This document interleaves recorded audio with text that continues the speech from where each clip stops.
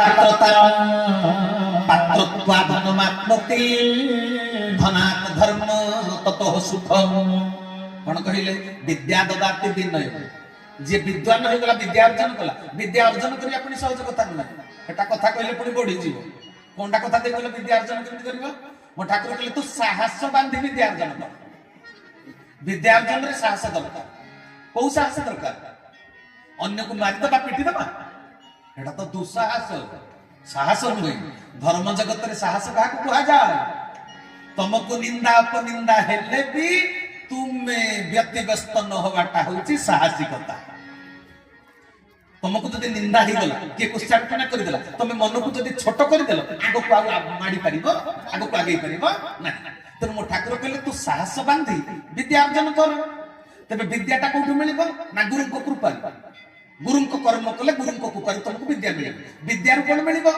विनय स्वभाव जगत रे जे विनय से गुरु को आज्ञा को पालन करिछि बोली बुझिबा को पडिबो विद्या ददाति विनय विनय जाति पात्र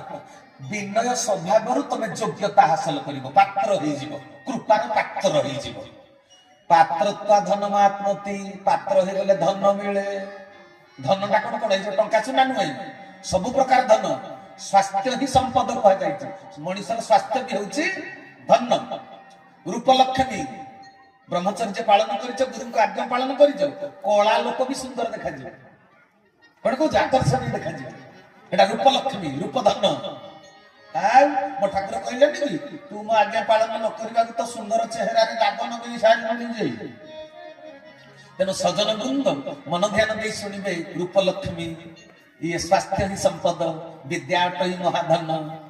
पुत्र रत्न कन्या रत्न एगुड़ा सब होती धन संसार विभिन्न प्रकार धन कथा कह जाय तेबे जते बेले तुमे उपयुक्त पात्र होई जिवो समस्त प्रकार धन तुमको मिल जिवो धन मिलला पर कोन हबो कहले धनात धर्म ततः सुख धन द्वारा धर्म पालन कले जाई सुख मिलिबो लोक पृथ्वी गोटा जाक धन रु सुख खोजुचंती धन रे सुख नाही कोन बुझि परछ कि धन रे सुख नाही धन आ सुख ता मझिरे रखी देले धर्म को हरि हरि बोला धनात धर्म ततः सुख धन द्वारा